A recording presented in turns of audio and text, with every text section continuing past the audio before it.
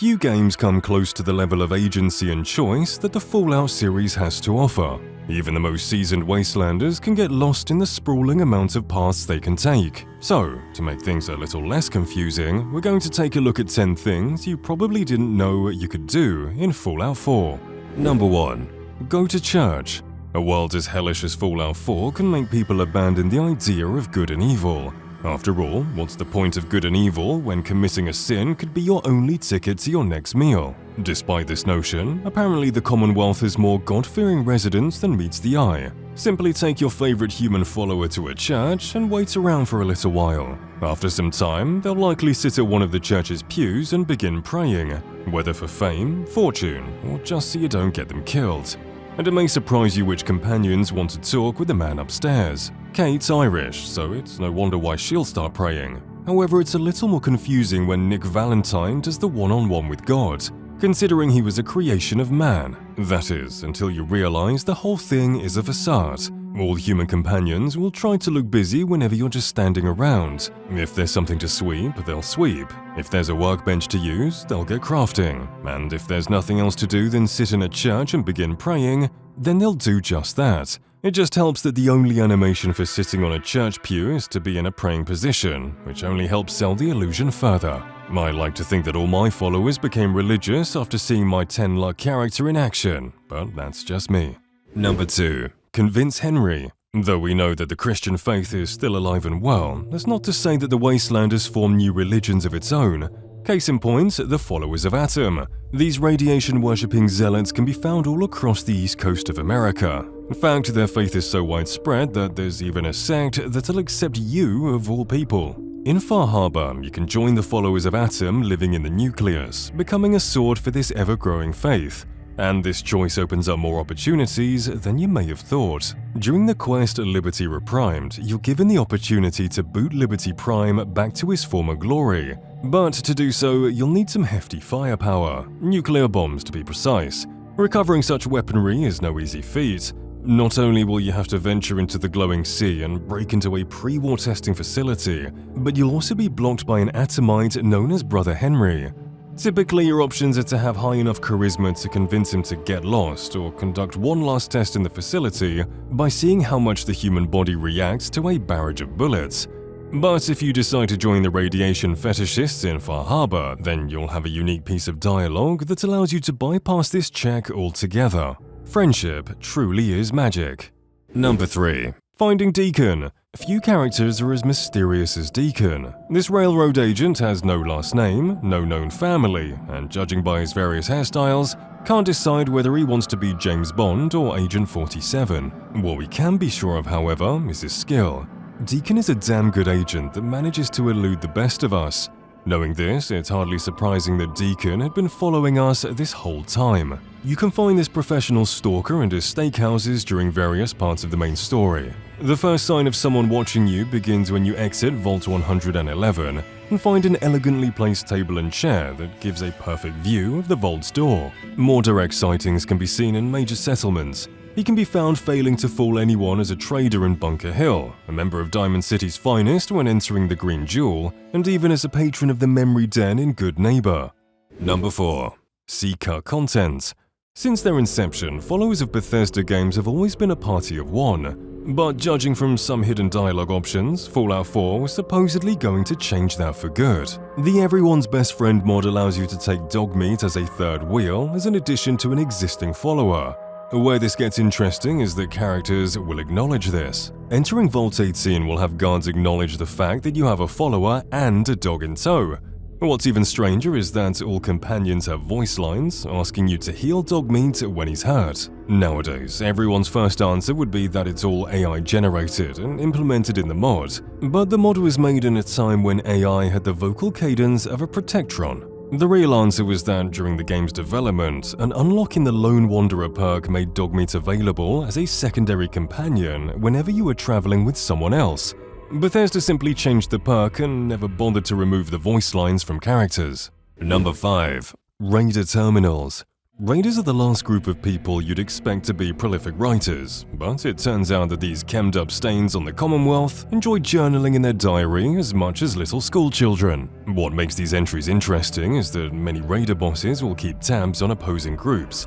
So much so that when you take rival raider groups out, leaders will react and add new entries into their terminals. For example, taking out the leader of the 5 fanatic raiders known as the Forged will have the raider boss Jared make a note on his terminal of his worries that there's a new player in the Commonwealth. Conversely, if you leave the Forged alive and instead do the deed on Bosco, Wire and Hyde's gang, new entries will be made on the Forge leader's terminal, rejoicing that someone else did all the hard work for him. Too bad he didn't put 2 and 2 together and consider whose door this raider exterminator would step on once all the other raider clans were gone. Number 6. Finish your speech. Fallout 4 is the black sheep in many ways. Its dialogue is simplified to the point that toddlers can understand it. The biggest bugs on launch were rad roaches instead of game-breaking crashes, and the faces of NPCs don't look like half-melted mannequins. But a change that only die-hard fans noticed was the sudden lack of Ron Perlman's smooth, rugged voice during the game's introduction. Instead, we're forced to listen to a lukewarm speech by the male protagonist. However, if you visit Fraternal Post 115 and deal with super mutants residing there, you can walk to the stage and interact with the microphone. Doing so will have your character recite the iconic "War never changes" line to a crowd of none. The speech may have been 200 years late and shorter than expected, but you know what they say, better late than never. Number 7. Finish a sentence. Bethesda likes nothing more than making us wait for our meals. I mean, it's been 13 years since the last Elder Scrolls game, and we still don't have a release date for the sequel in sight. But that's only a slight inconvenience compared to what Fallout 3 fans had to bear when they waited 7 years just to complete a single sentence. Back in Fallout 3, players would be given an achievement called The Bigger They Are when they take down all the super mutant behemoths in the game. It wouldn't be until the release of Fallout 4 that the sentence could finally be completed. Luckily, it was a little easier this time around. Hunting down 5 giant creatures of your choosing would grant you the achievement, The Harder They Fall, at last completing what could be the slowest sentence to ever be written. Number 8. Tell Oswald. It's not every day that you encounter a character as eccentric as Oswald the Outrageous, but when you do, chances are that they're going to have a pretty tragic tale. Unfortunately, poor Oswald is no different in this regard. This glowing one managed to take shelter in a Nuka World's kiddie kingdom during the fallout, leaving him and all that took shelter with him to ghoulify.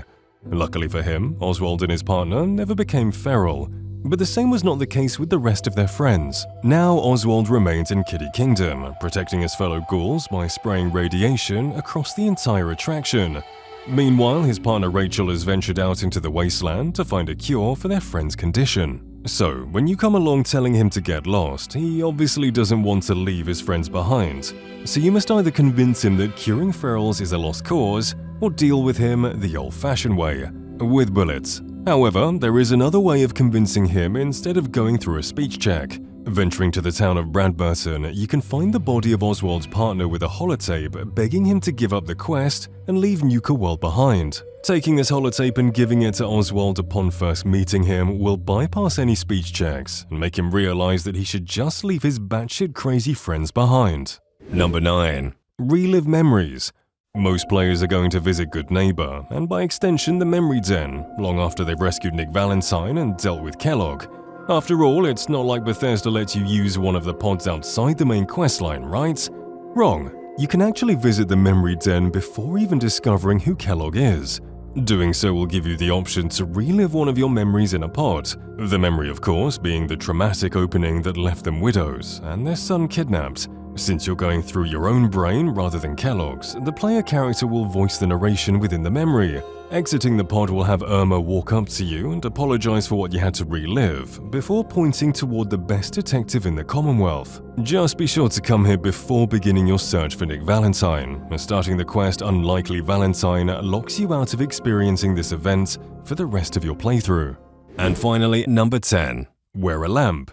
While not as dark as the Nordic tombs of Skyrim, the Commonwealth in Fallout 4 does have its fair share of creepy corners. 200 years of darkness has made these dilapidated office buildings and dank caves into breeding grounds for all sorts of wasteland monstrosities. And while there's always the Pip-Boy's flashlights, I really don't want to make every room look like it's being illuminated by the RGB fans of a 13-year-old's gaming PC. Most players will just bite the bullet and mod in a flashlight that's worth a damn. But unbeknownst to them, Bethesda already had such a flashlight in the game. Of all the helmets in the game, the mining helmet is unique in that it has a lamp attached to it. Where most players thought that this was merely a cosmetic, this lamp is functional. It provides the same illumination as a power armor helmet would, minus all that clunky metal. So, the next time you go spelunking, make sure you come equipped with the appropriate gear. Subscribe to Fall Damage, you Vault Dweller.